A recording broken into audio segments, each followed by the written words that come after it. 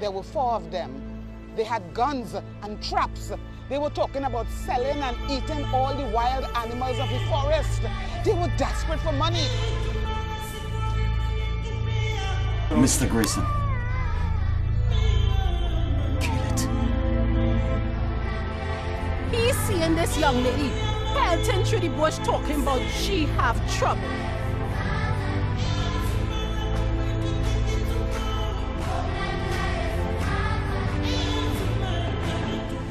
Hey, what's your name?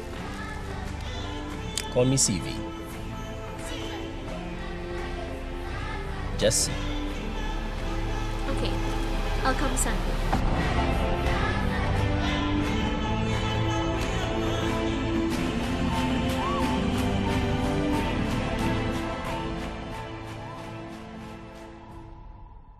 Welcome to the TTT News Special on TTT, of course, where we live for local. And we are letting you know that World Folklore Day is a day celebrated internationally in honor of folklore around the world. And we have the Folklore Festival Manager, Donelle Wills, and she's joining us to share a little more. Hello, Donelle, how are you doing? Hi, I'm good. And yourself? I'm all right, thank you. And I'm even more enthused seeing some of that excitement when you see brother talking about Ricky saying about he have a problem. So what are some of the things that come to mind when somebody asks you about why folklore important? Folklore is important because it's our culture, it's our traditions, it's the stories from our ancestors that needs to be passed on from generation to generation.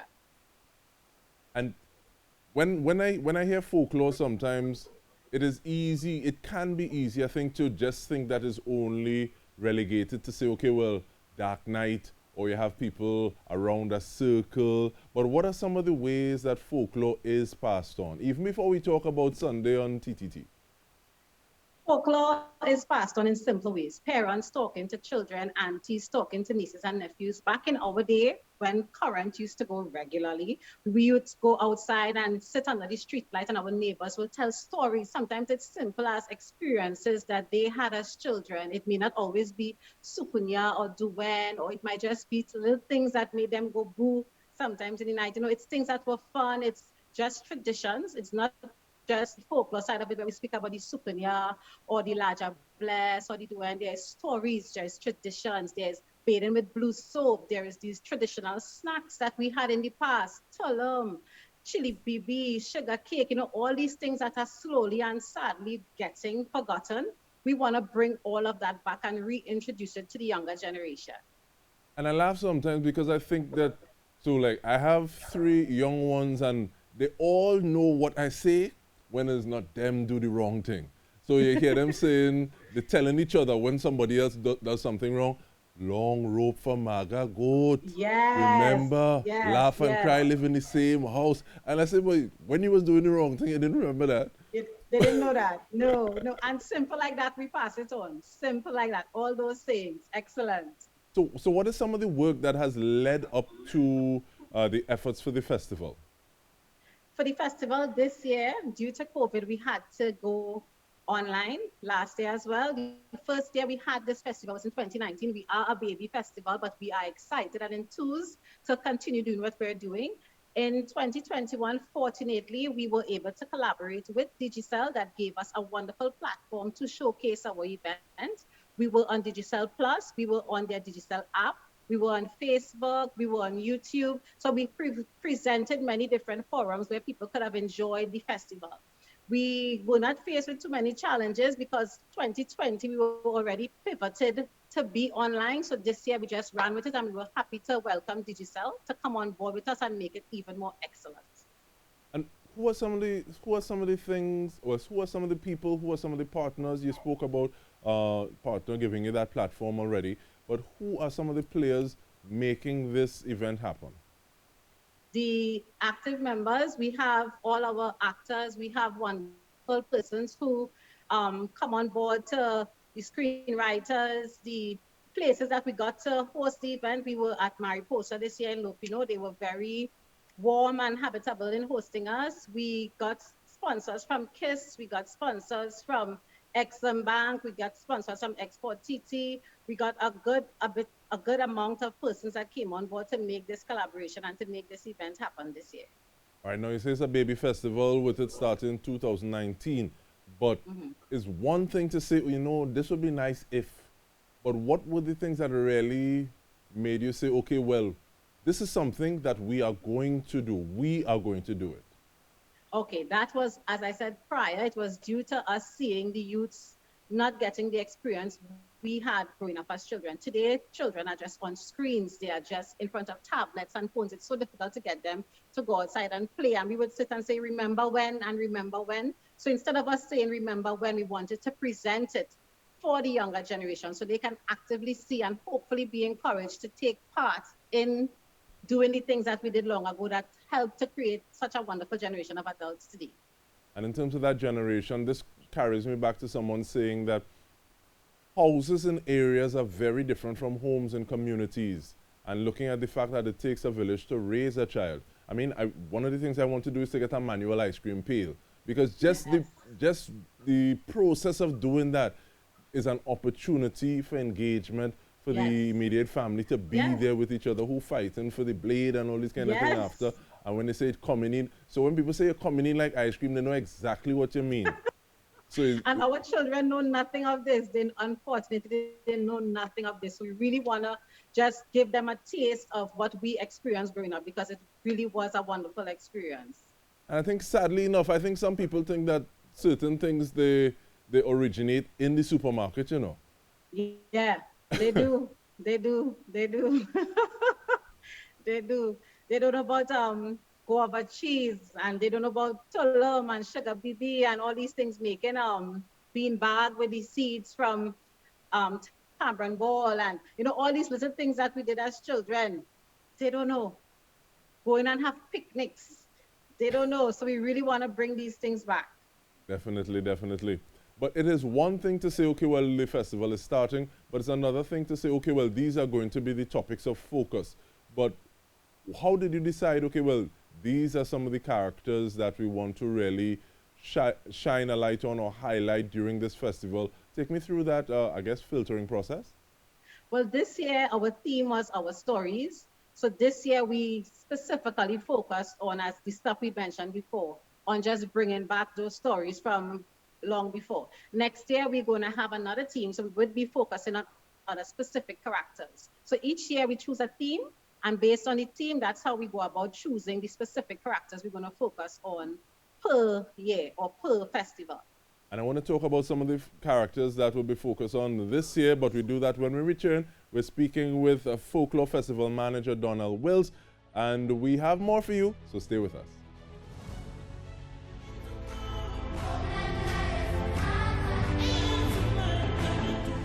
Hey, what's your name? Call me CV. Just C. Okay.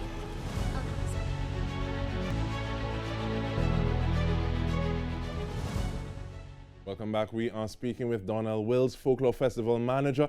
And Donelle, our stories.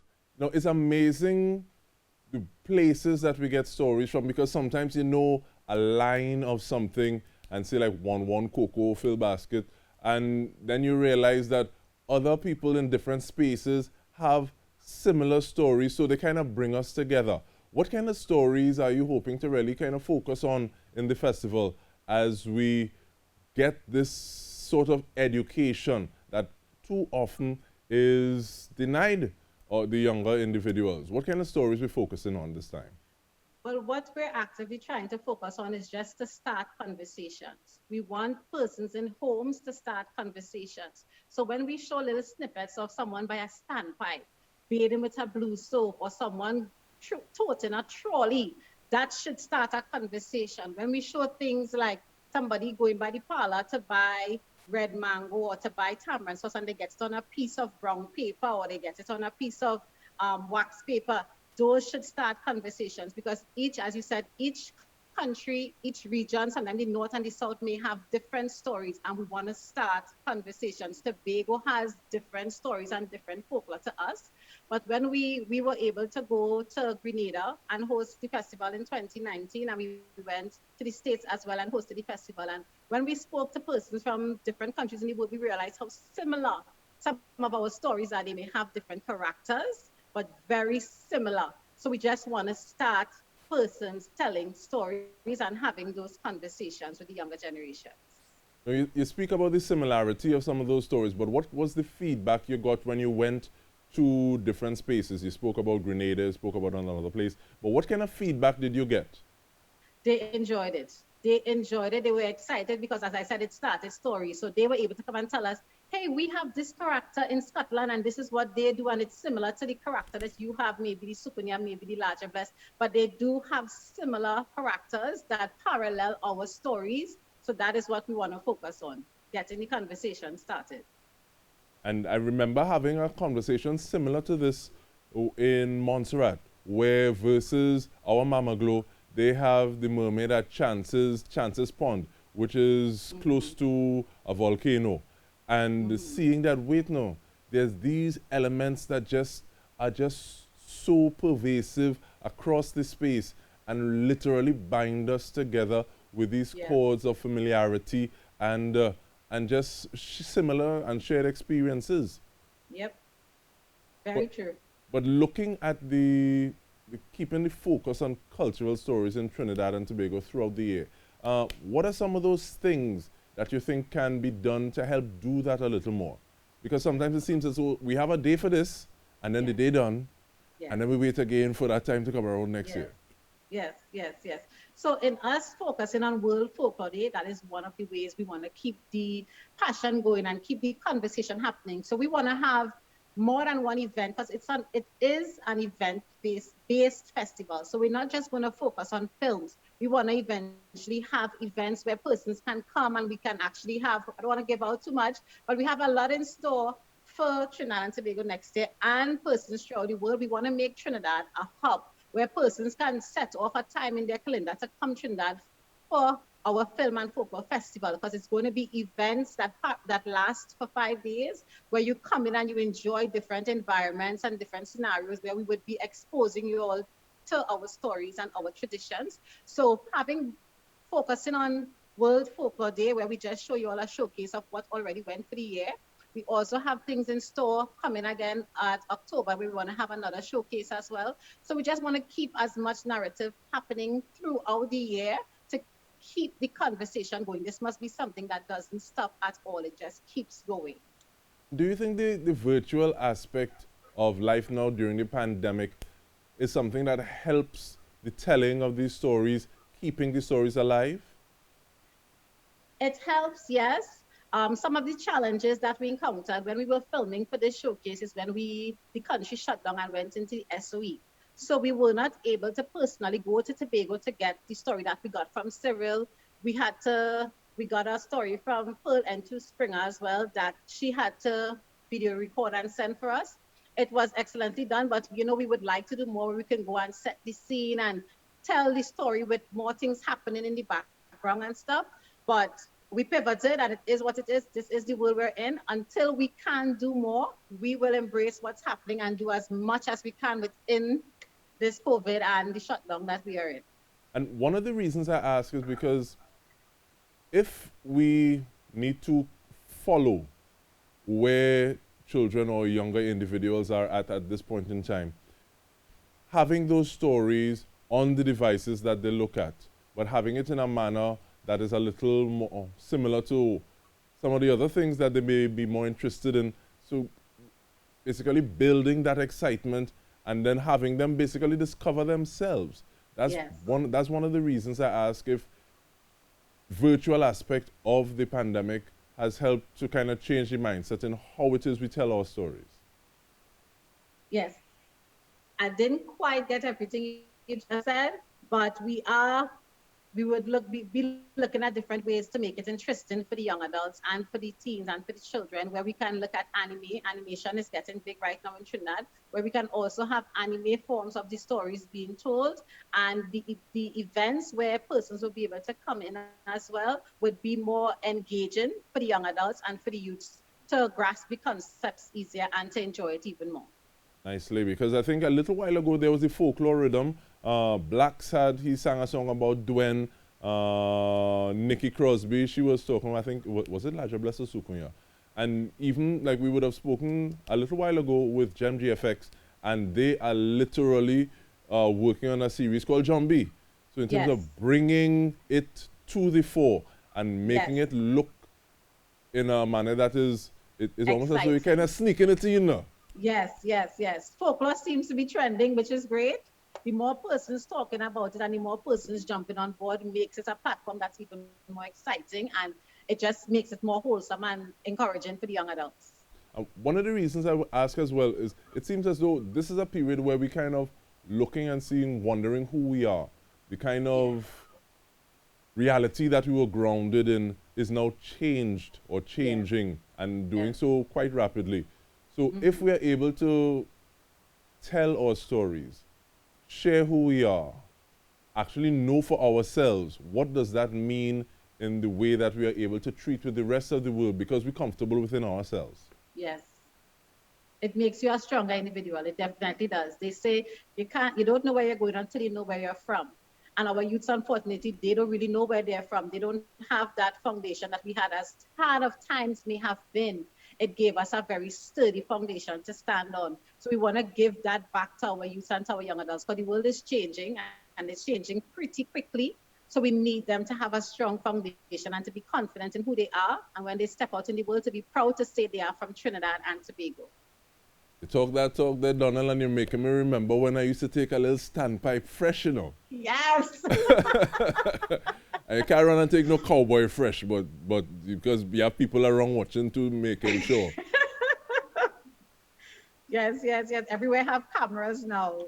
It's a bit risky now to do those things. Yeah, I'm very happy that a little while ago, the phones weren't as smart, and there were things that would have passed a little beneath the radar. Yes, definitely. But definitely, we're also looking forward to the collaboration. We see it is happening on TTT on this Sunday. What time? And if people miss, how can they contact you for more of ourselves, our culture, our folklore? Well, we are on Facebook. We have a website as well. It's the Film and Folklore Festival. You would type in those search names on Facebook, on YouTube, on our web engine page, and you would get to us. We put up stuff very often. We have a lot of stuff online. The event is taking place, our showcase will be showing on TTT, 10 p.m. on Sunday the 22nd, Film and Folklore Day. And in terms of actually getting on to you as well, is it that people can share some of their stories, about this one, or how can people, what kind of engagement do you allow for? Well, they can contact us on our Facebook page and our website. Film and Folklore Festival. All right. Thank you so much, Donelle. And we are looking forward to it and loving that collaboration with TTT. Big things happening. On behalf of the entire news team, we want to thank you for tuning into the TTT News Special. And I think we have enough time just to play that trailer again before we go. There were 4 of them. They had guns and traps. They were talking about selling and eating all the wild animals of the forest. They were desperate for money. Mr. Grayson. Kill it. He's seeing this young lady pelting through the bush talking about she have trouble.